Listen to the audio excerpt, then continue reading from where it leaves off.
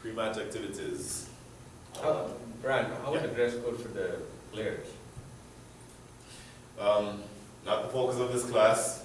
Clearly, if you're in the T20, the color that's assigned to your team for the 35 and 30 over seasons, whites. No, but I'm sure can they wear a short? A lot of people show their No, shorts. no. And also, wearing the guards on top and all those kind of stuff. I just saw Humayun's hair stand up. I guess, if you are not in a proper gear, your guard is just hanging in here outside, umpire, we have authority to just send them out. That's it. You have to be fully support that. really strictly about that one. If you're just doing all these proper things for umpires, you should do them, all the players, they have to do the same This thing. actually looks pretty bad. It's Yeah, somebody yeah, standing yeah. there and watching you, Exactly. and it kind of looks, But still, with the kids around. You're the only neutral person when you just go in a field. Right. Just as soon as you just get there, in pre-activity is going on, just talk to the umpires. Umpires and the captain both on top each other. Okay, these things, we have to follow the rules. If you talk, nice, politely, before starting game, everything will be fine. So are you saying that the umpire has the right to impose the dress code on the... Oh yeah, that's what strictly. He's not going to allow the field and batting. Okay, even if he's wearing like a different colored short? No. or like You have to have a white. Sure. That's it. Whites is what There is, I would say this. If we're in T20 season, and let's say you're a portable player playing for the Gladiators and your regular team is one of the HCCA clubs, and you don't have the exact color pants on that you're supposed to have, it's a little bit more difficult to procure it at that point. But ideally, I'd like to have you switch pants with somebody who's not playing, but in the alternative, if at least you're looking like you're trying to keep it professional.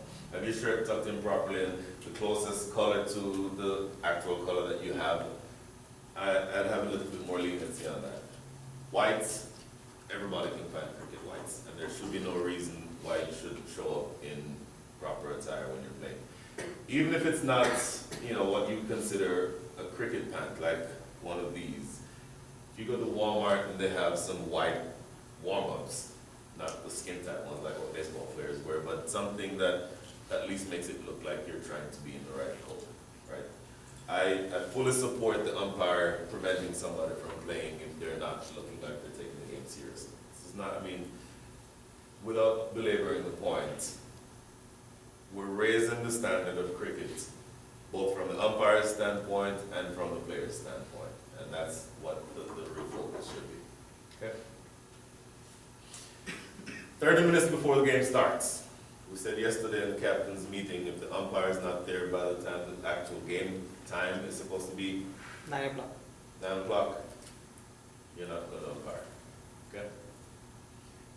At minimum, you have missed all of the pre-match activities if you're only getting there at the time that the game is supposed to start. So pre-match, you want to be doing the following. You're checking the field. What are you checking for on the field? By the way, I don't want to talk about myself this entire period, all right? What are you checking for? Lines. The The line. The crease, the ballers crease, the wickets. Stumps, bails, do is an umpire and captain's conversation, but this is just what you as an umpire are looking for. White marks. White marks, creases, mark, Good creases. 30-yard circle is... Measure the crease like And the flag. any boundaries. What did Bassett say? Measure the crease like Do y'all remember Partha used to do that? Oh, yeah. He used to bring a tape measure and measure the length of the pitch, like it's short. What are you gonna do? He was made from a different mold. though. I love that kid. He was made from a different mold. There's no doubt about it. But he's an excellent umpire, by the way, and knows every single thing in the umpiring book. Anyway, you're looking for the 30-yard circle, making sure it's marked. If it's not marked, what's your conversation with the captain? What was it? It's kind of hard to mark the 30-yard circle 10 minutes before the game starts. So if I'm umpiring and there's literally no marks for the 30-yard circle, I'm probably going to say, we're on the honors system. We're still enforcing power plays in terms of fielders inside and outside, But if I look and see the guy who looks like he might be at 31 yards, I'm not gonna make a big deal out of it. If he's at 45 yards, I'm gonna say, if you're inside, you need to be inside. Okay? But, I mean, the three main grounds in the city, They already have it, yeah. they all have it, and I don't think that's an issue. Pop and crease, make sure it's marked, especially that you can see it from either side, okay? Especially, again, first thing in the morning with the sunlight, it tends to be a little bit difficult, so just make sure that you can see from where you are.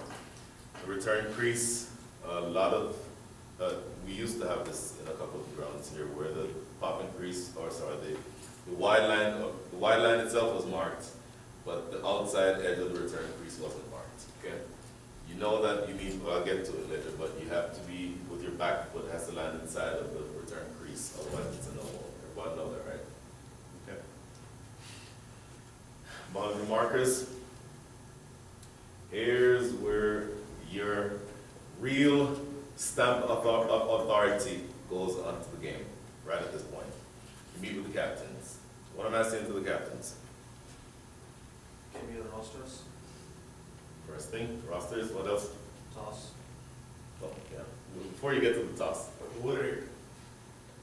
The overrate. Oh, I'm sorry, yes, overrates.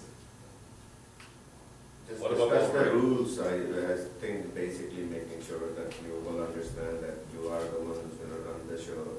Make sure they understand what some could be issues, and discuss those upfront, if there's due, discuss, can we change the balls, after, this many overs, what, all those things, get it out of the way, make as many things that you can clear upfront.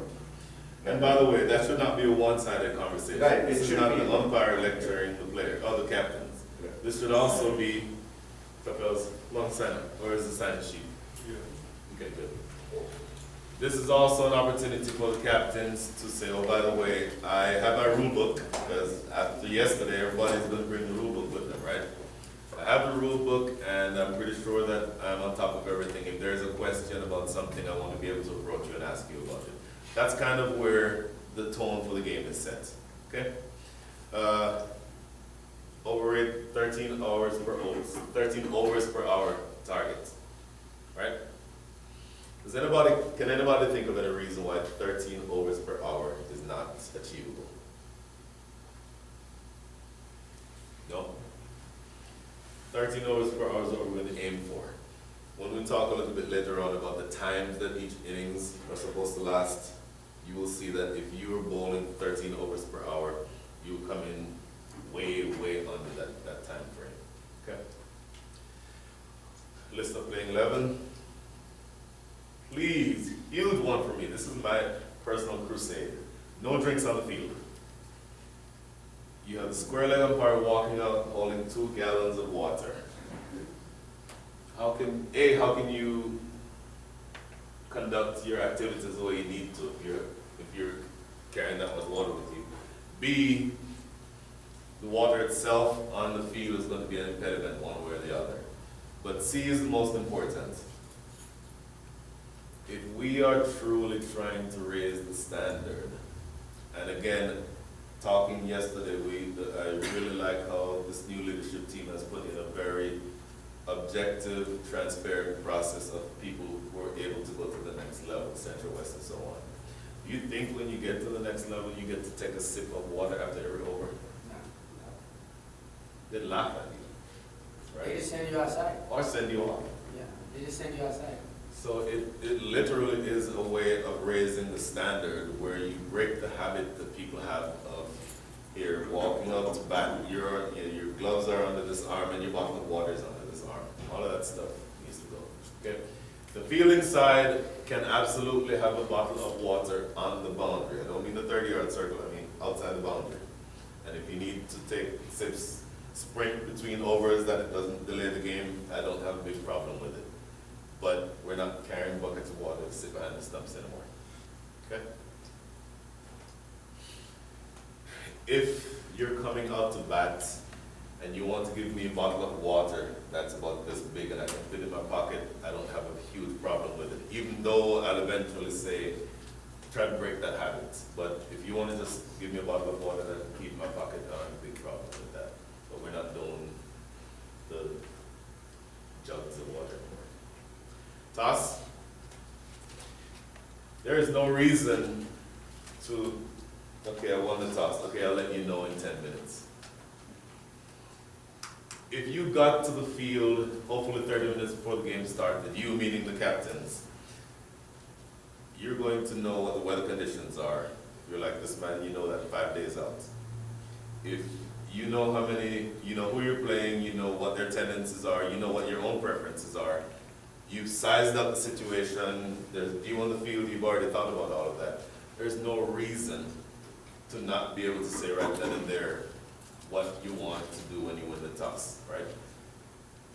2 minutes really is a much more lenient time frame than it needs to be. And when the toss is spun, you need to ask the captain right then and there who wins, what do you want to do? And if he delays, then say I need to know within 30 seconds or kind of accelerate that process. Because the effect of it is that you're pushing the entire game backwards. Because if you don't, you wait 10 minutes to say, oh, we're batting. Okay, now you batsmen are going to have to go paddle. And it delays the entire thing. Okay, now the other team just found out that they're fielding, so now they're in catching practice. It just pushes everything back several minutes that it doesn't need to. And that's where the importance of being on time, and we'll talk about timing in a minute, that's where little habits like that that you need to break will help with the overall picture of finishing games on time.